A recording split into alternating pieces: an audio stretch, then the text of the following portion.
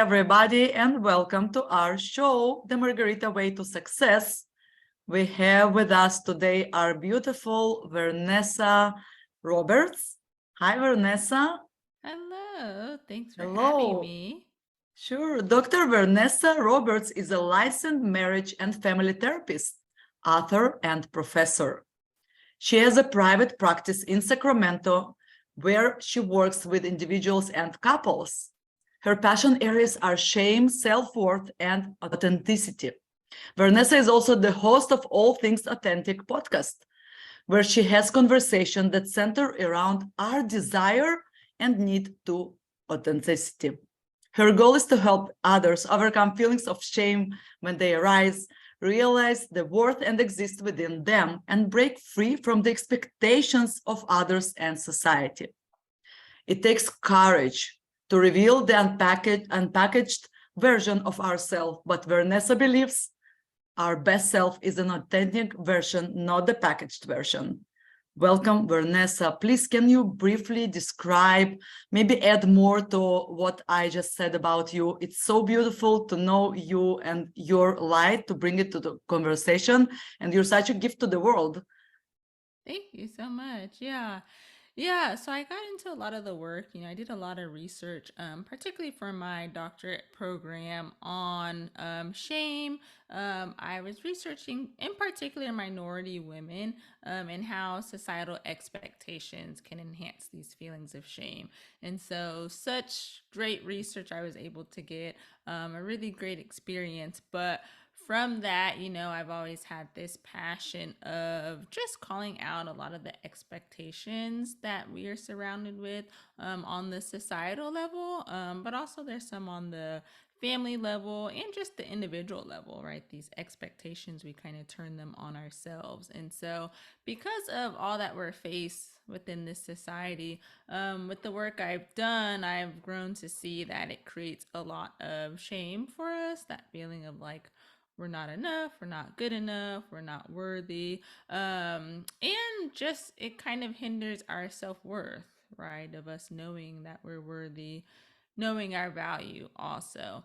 And then all that always ties into that authenticity. And so, despite all the work I do with clients come into my office for various different reasons. But more times than not, there's still this underlying root of like self-worth, shame, and really just trying to find our authentic being within our lives. Yeah, so who is the mostly the population that you work with, and you see those, I will say, fears or part of the healing process that you do with the clients? Mm-hmm. Yeah, so I'll work with a lot of couples since I'm a marriage and family therapist. So a lot of couples and that's always interesting because despite the relational issues are the main things that we're focusing on, but it's still these two individuals, and these two individuals have to be able to authentically connect one with themselves to be able to form this authentic relationship. And so a lot of couples I'll work with, and some of those things will come up. And then I'll see a lot of individuals too, a diversity of clients, but in particular, I'll see a lot of women and a lot of women of color too. Do you see a specific age that comes to you and they experience those feelings? Yeah. So for the age, I actually, goodness, it's a good diversity. Like I've seen from right 20, a lot of 20-year-olds now, and I see, you know, 2000 for their birthday year written on the intake form. I'm like, you're 2000. So some younger clients still come in, but I have a younger look, so that probably draws some younger clients in. But then I've had clients in their like 40s, 50s also. So it's been like this broad diversity. And with my passion areas, why I love it so much is it touches everyone, right? When I have these conversations about shame, self worth, there's no age discrimination to it, right? Like we all are dealing with these things. There's an important question that I always ask clients, particularly the women I'm working with, of like, who are you, right? And unfortunately, most of us don't know that answer, or just something that we don't think about. And that question can stump anyone, right? Someone in their 20s where you would think like, yeah, you probably don't know that answer yet. But also someone in their 40s and 50s still don't know the answer to that question. And so Yes. I like these areas because, yeah, there's no bounds to it with who it impacts. Can you lead us through the process of people who actually have those feelings and then what they experience once they overcame them? You probably saw the process from the other side, so I want to feel both of the sides and to show the people that there's actually, they can overcome those feelings when they have them. Yeah. Yeah, and if we even narrow it down to, let's just say, this feeling of like unworthiness, with that, you mentioned fears, and a lot of the fears I'll see is this fear of like rejection, fear of failure, which is common, I think, for most humans. But when it's rooted in this feeling of like we're not enough, right? We greatly fear putting ourselves out there, doing different things with our lives that we want for ourselves, but there's this huge fear of like rejection, failure. And so what it will kind of look like first when individuals come in is it's just a lot of self-doubt, a lot of hesitancy to do the things that they truly want for themselves. There's always this thought, I think, that plays in the back of our minds of, what will they think? And they could be society, they could be family, they could be friends, but what will they think if I do this, right? What will they think if I go change careers, right? And go do this thing that like no one ever would think I would do. And so there's a lot of fear of that rejection, failure, and it kind of keeps us stuck, right? And especially if you're feeling like you're not enough, what happens is we create this narrative in our head. And so early on, I'll have clients who just have this strong narrative of like why they're not enough. And we spend our days and we spend a big part of our lives almost finding evidence for that, right? One thing went wrong for the week. See, I just knew. See, I'm not enough. I'm not worthy. I can't do this, right? That's a narrative that plays and plays. And so in therapy, at least in my approach, I'm big on really deconstructing these narratives that we're telling ourselves. Some of these narratives are conscious, a lot of them are unconscious, right? And that's this whole other layer of therapy where we have some processing to do. These narratives maybe come from a place, right? If that's family systems, trauma is a huge thing I'll see with my clients. And so, because of trauma, different experiences, the trauma already informed us that we weren't enough, we're not worthy, because why would this traumatic thing happen? Why would someone treat me that way? And so we spend our time trying to find more evidence for that narrative. So a big Yes. piece is trying to change this narrative for clients. And that's a process because I'm sure you're familiar with it. For some reason, our automatic mindset is negative, right? What we're doing wrong, self criticism. And so it's this journey of having clients have this more like positive mindset, a positive narrative, and making that more of their reality. But that's a process for sure. And then little by little, I'll see clients trying to take little risk, right? That thing you think you couldn't do, right? You didn't think you were good enough to do. What's a baby step to do that, right? Go and try this new thing. So soon they're taking these small risks, right? Moment by moment. And that kind of gets people to that other side that I think you're speaking of, right? When they're able to kind of overcome some of these feelings. And in a sense, overcome the fears. But do the fears completely go away? I don't think so. And I think that's normal, right? Our fears are warning us that we're uncomfortable. You might not be safe. But can we just take the risk just to see what's on the other side? And see that like it worked out, right? Or it didn't work out, but I'm still okay. Like it was a good experience. So Yes. it's kind of what that other side looks like. I Right? agree with you 100% that we have those fears for a reason. This is how our brain works, and it's a good thing. We need to understand that fears, it's not a negative thing. It's not something bad happens to us.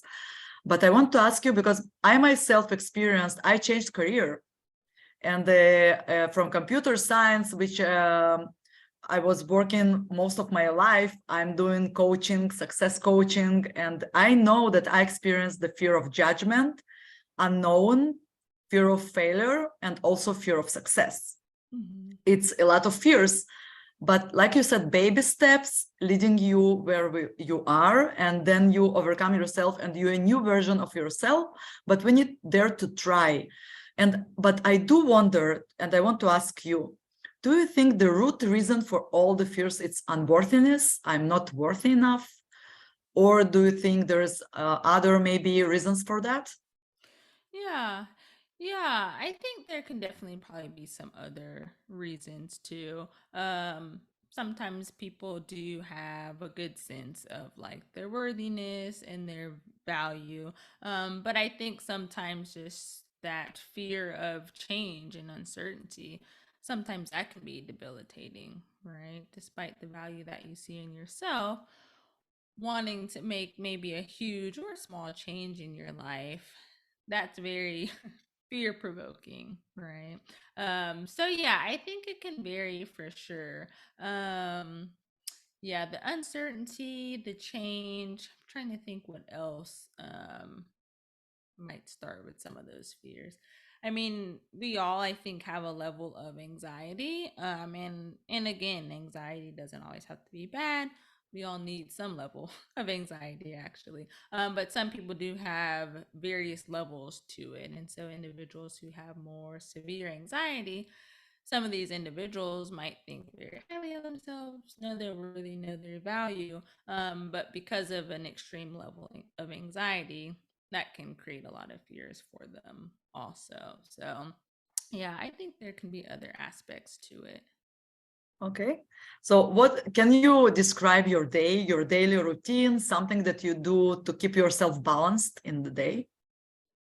Yeah, I know. What do I do? That's interesting question.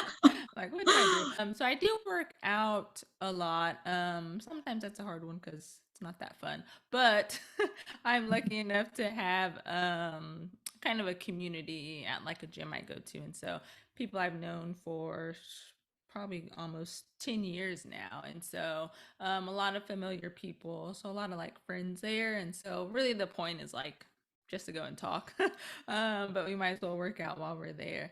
So that helps keep me balanced, not just for like physical health, but just that relational component too.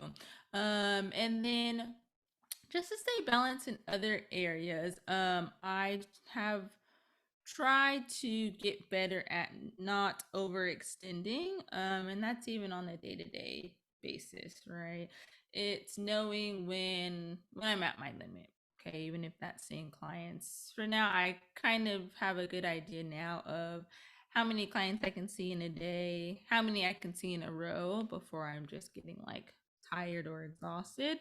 And so it's being able to be consistent that, okay, a client maybe wants to schedule last minute.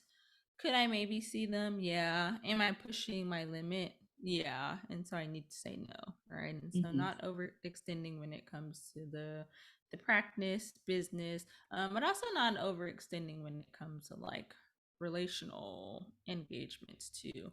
Although I like having a community, really value friendships and relationships, I don't want to overextend as much maybe as I used to, right? And so I don't have to be overbooked with plans or fill my days up, right? Like I actually look forward to a weekend where I have no no plans, and that kind of is a Yeah, sense of balance for me. So, yeah. So what is the biggest challenge for you in your day? yeah, I think just the probably the consistency, right? I think I'm pretty consistent for the most part, but you have those days, right, when you know, okay, no, I do want to go work out, I'll feel better after, and it's cold outside, so I don't want to so I Yeah, don't want to go. So the all the excuses. consistency. Yeah. Yeah, exactly. So I think the consistency with some of the things, And it always feels like we don't have enough time in the day.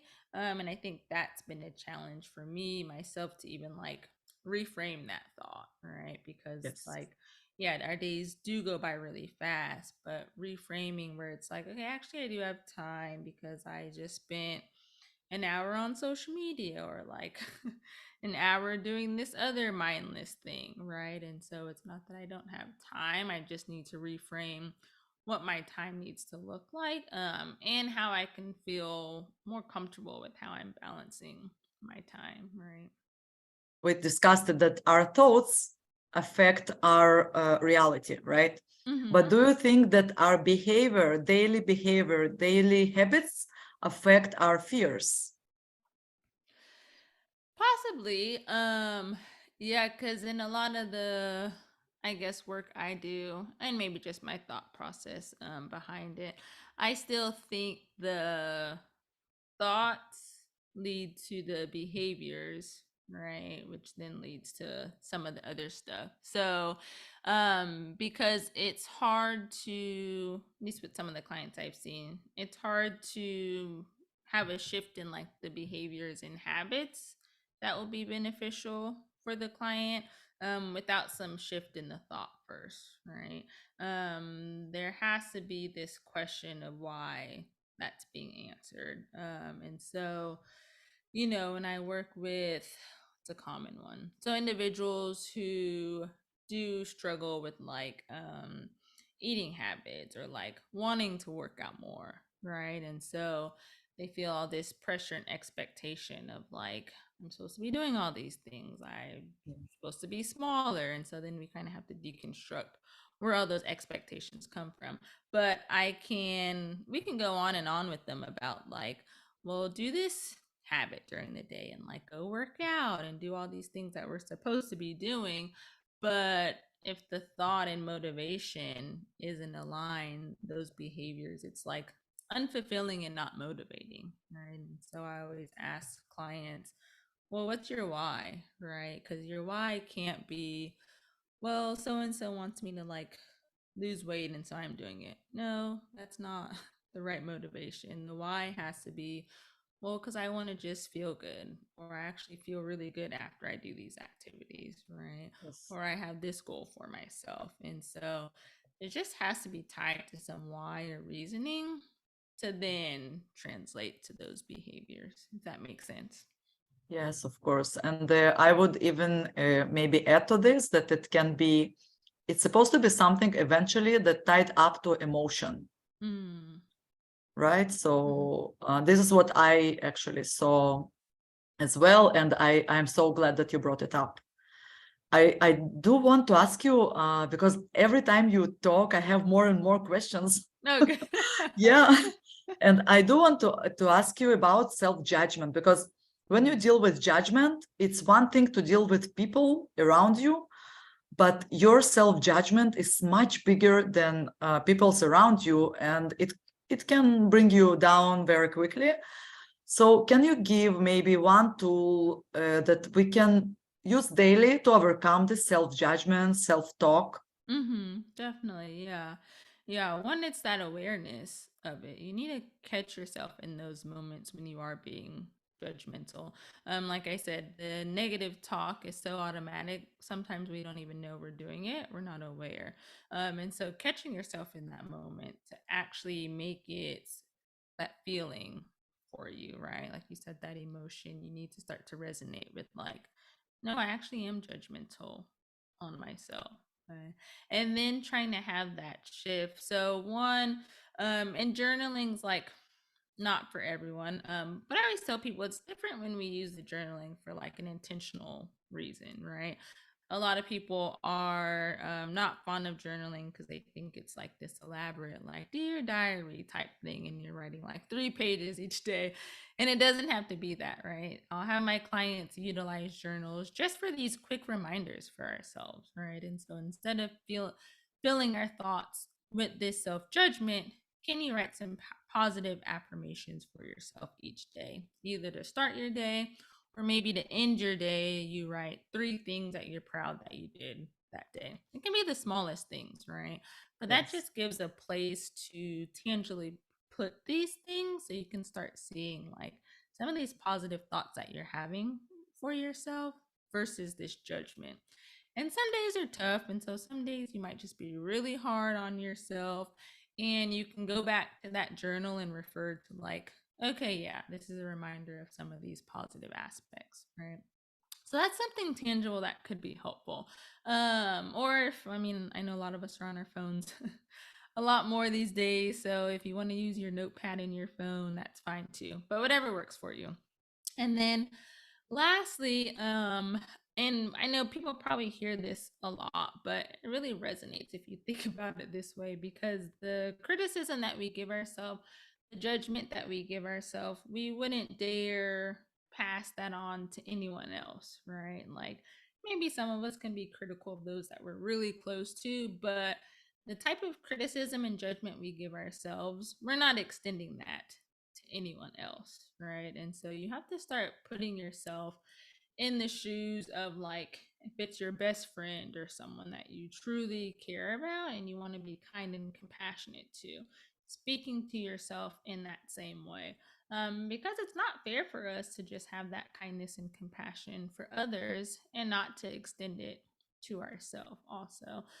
So just remembering that and knowing that, man, if I talk to my friends the way I talk to myself, I don't think they would be my friends anymore, right? And so it's like, why would I want that for myself? And so just reframing some of these things, extending that kindness, compassion to self. I loved your advice of what would you say, how would you treat your best friend? Mm-hmm. It's amazing, amazing, amazing.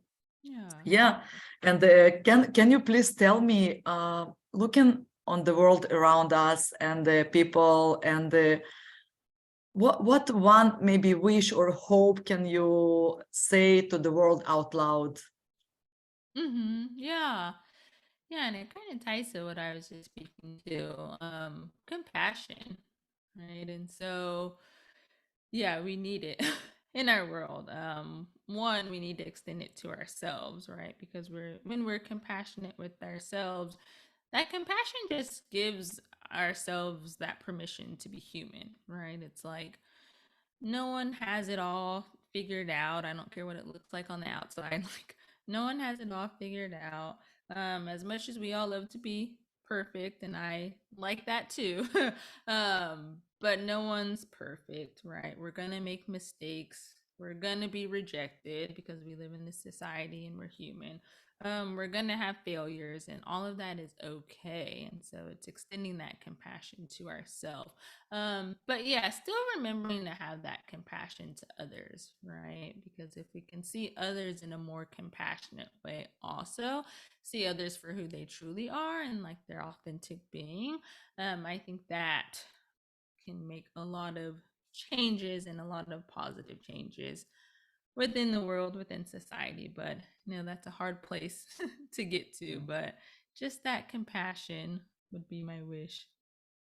Oh, it's amazing. Thank you so much. Can you please tell us, all of us, where we can find you on social platform maybe, or what the future holds for you? Yeah, definitely. So I have a website, drvernessaroberts.com. And so you can find all my information on that, some resources, a couple of books I've written, podcast info's on there, services, it's on there. And then if you want to be in touch on social media, my Instagram is at Dr. So it'll be Dr. Vernessa Roberts. I'll put the links under as well, so it will be Perfect. easier to people to find you. Thank you so, so much for your time. It was an amazing talk. Thank you for your talk, and thank you, and have a great, great, great rest of your day. Thank you so much for having me.